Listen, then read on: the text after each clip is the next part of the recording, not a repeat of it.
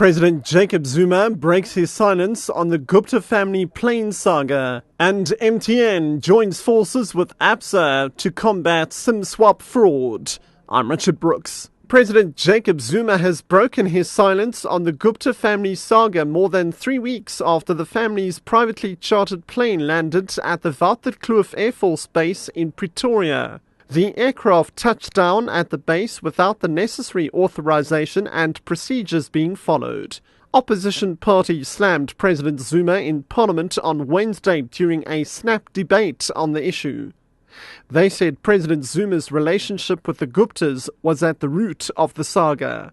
Presidential spokesperson Mac Maharaj. The President did not speak to or authorize any government official to process or approve the landing of the private plane at Waterkloof, as alleged in some of the information put before the investigators. It is unfortunate that some officials and members of the public resort to that practice of using and abusing the names of members of cabinet in this manner to further their own ends.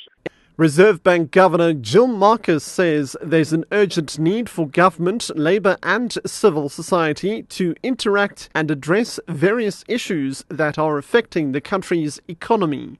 She was speaking in Pretoria, where she announced that the repo rate would remain unchanged at 5%.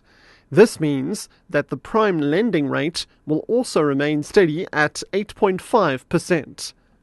Marcus has cited concerns about the weaker rand in the MPC's decision.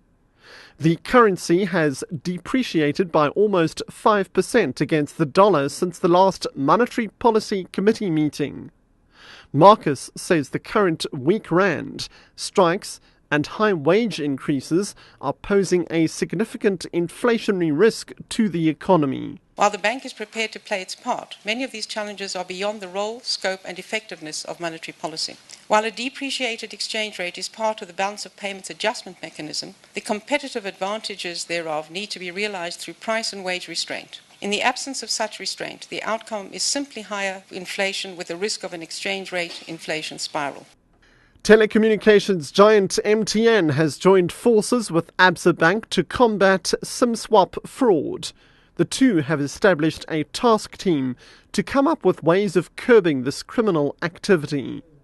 Last week, police, with the help of MTN's forensic services, arrested a suspect believed to be a key player in the recent spate of SIM swap fraud.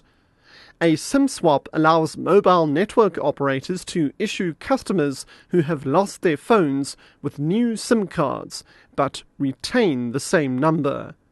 Hurusani Sitole reports. The special team has initiated strict authentication measures while carrying out the SIM swap. It will include a SIM swap delay until the legitimate customer has confirmed the request via SMS. A dual authorization process is also being investigated. The collaboration follows an urgent meeting between MTN and ABSA to protect their customers from any acts of fraud. Criminals would usually work with employees of mobile companies to make SIM swaps so that they could receive one-time pins that allows them to make payments online fraudulently. The IFP has also thrown its weight behind COSATU's planned protest against e-tolls on Joburg's highways on Friday.